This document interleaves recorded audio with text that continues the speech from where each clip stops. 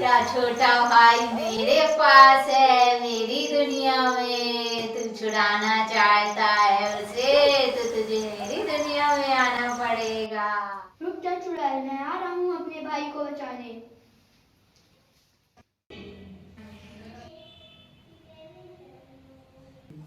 अयांश, अयांश कहाँ हो? अयांश, अयांश कहाँ हो? अयांश, अयांश कहाँ हो? अयांश,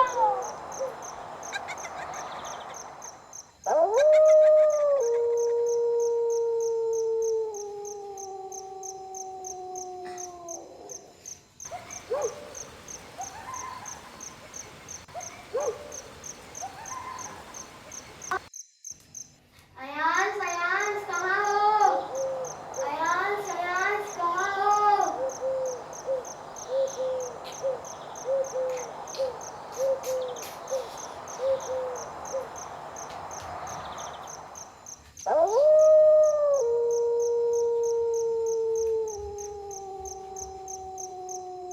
अयांश, अयांश कहाँ हो? अयांश, अयांश कहाँ हो?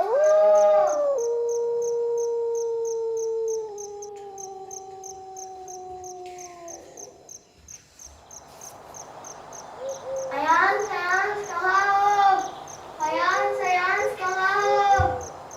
दूर मुझे एक घर दिख रहा है, मेरा भाई वहाँ ही होगा।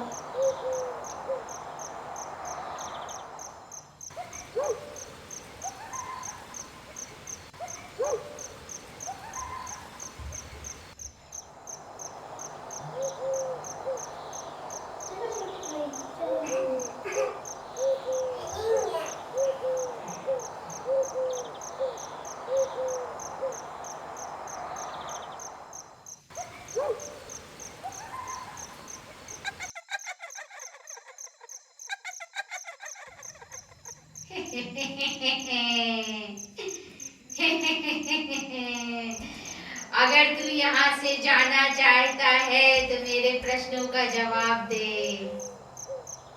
पहले मेरे भाई को जाने दो, फिर मैं तुम्हारे सवालों का जवाब दूंगा। जाओ मेरे भाई। बचपन में हमारे टीचर ने हमसे प्रश्न पूछे थे, जिसका जवाब ढूंढते ढूंढते हमारी मृत्यु हो गई। हम आज भी उन प्रश्नों का जवाब ढूंढ रहे हैं। अगर तू आज उन प्रश्नों का सही जवाब देगा तो हमारी मुक्ति हो जाएगी। पहला प्रश्न मैं पूछूंगी और दूसरा प्रश्न ये दूसरी चुड़ैल पूछेगी। तो मेरा प्रश्न तुझसे ये है कि परमाणु क्या है। अगर तू आज इस प्रश्न का सही जवाब देगा तो मेरी मुक्ति हो जाएगी, और अगर तूने इस प्रश्न का गलत जवाब दिया तो मैं तुझे मार के ही लटका दूंगी। यह पूरी दुनिया कणों से बनी है और किसी भी पदार्थ का सबसे छोटा कण परमाणु कहलाता है। परमाणु किसी भी पदार्थ का वह छोटा कण होता है जो रासायनिक अभिक्रियाओं में भाग लेता है। यह और छोटे कणों जैसे प्रोटॉन, न्यूट्रॉन और इलेक्ट्रॉन से मिलकर बना होता है। जहाँ प्रोटॉन धन आवेशित होते हैं, न्यूट्रॉन उदासीन जिनमें कोई आवेश नहीं होता, और इलेक्ट्रॉन ऋणावेशित होते हैं। परमाणु के केंद्र मतलब नाभि में प्रोटॉन और न्यूट्रॉन साथ में रहते हैं, जबकि इलेक्ट्रॉन केंद्र के बाहर एक सीमित दूरी में चक्कर लगाता रहता है। और यह इसलिए होता है क्योंकि प्रोटॉन इलेक्ट्रॉन को अपनी ओर खींचने की कोशिश करता है, परंतु प्रोटॉन में इतना बल नहीं होता कि वह केंद्र की ओर इलेक्ट्रॉन को खींच सके। इसलिए इलेक्ट्रॉन एक निश्चित स्थायी दूरी पर प्रोटॉन के चारों ओर घूमता है। तूने प्रश्न का सही जवाब दिया और बहुत अच्छे से समझाया। अब मुझे मुक्ति मिल जाएगी। मैं जो तुमसे प्रश्न करने वाली हूँ, अगर तुमने उसका उत्तर गलत दिया तो मैं तुम्हारा गला मरोड़ के तोड़ दूंगी, और अगर तुमने सही उत्तर दिया तो मेरी मुक्ति हो जाएगी। इसलिए अब तू बता कि नाभिकीय रिएक्टर कैसे कार्य करता है और नाभिकीय रिएक्टर क्या है।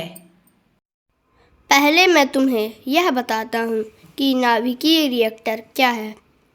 एक रिएक्टर का मतलब एक संयंत्र जिसमें परमाणु की नाभि मतलब केंद्र में उपस्थित प्रोटॉन का विखंडन करके तोड़ा जाता है और ऊर्जा उत्पन्न की जाती है। अब मैं तुम्हें बताता हूँ कि नाभिकीय रिएक्टर कैसे कार्य करता है। नाभिकीय रिएक्टर की कार्यप्रणाली को समझने के पहले यह समझना जरूरी है कि नाभिकीय रिएक्टर को चलाने के लिए किन किन चीज़ों की आवश्यकता होती है। नाभिकीय रिएक्टर के लिए ईंधन, मंदक, नियंत्रक छड़ें, शीतलक, रिएक्टर कवच की आवश्यकता होती है।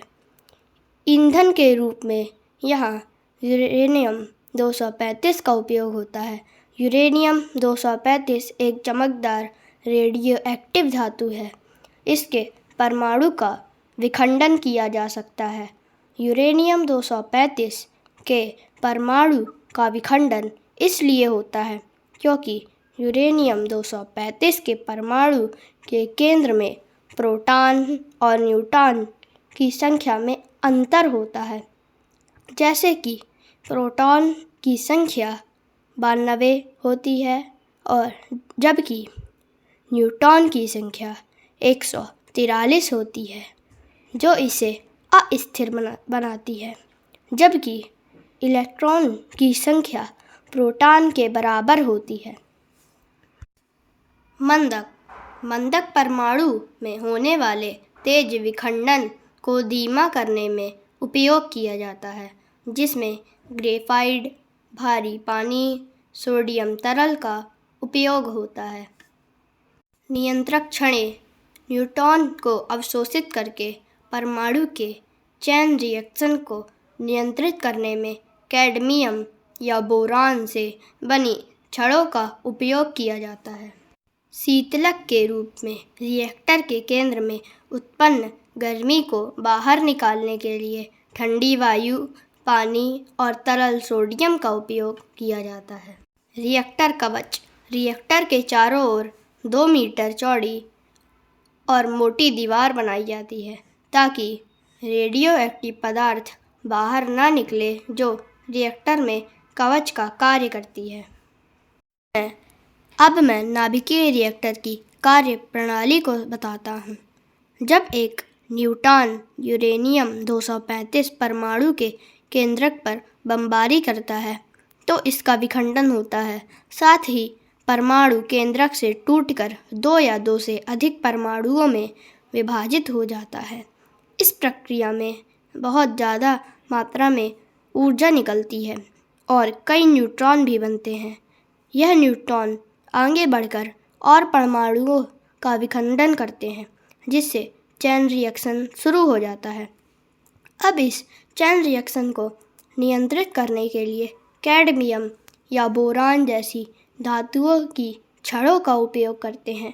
यह छड़ें अतिरिक्त न्यूट्रॉन को अवशोषित कर लेती है, जिससे रिएक्शन धीमा हो जाता है। जब रिएक्शन तेज करना होता है तो इन छड़ों को बाहर निकाल लिया जाता है। यह छड़ें किसी गाड़ी के एक्सीलेटर की तरह यहाँ पर कार्य करती हैं, जिससे प्रक्रिया को धीमा तेज किया जा सकता है। इस तरह नियंत्रित विखंडन से जो ऊर्जा निकलती है वह पानी को गर्म करके भाप में बदल देती है और यह भाप टरबाइन को चलाने में मदद करती है, जिससे बिजली पैदा होती है। शीतलक के रूप में ठंडी वायु, जल का उपयोग करके रिएक्टर को ठंडा रखने का कार्य किया जाता है। अब सुबह हो गई है, जाना है।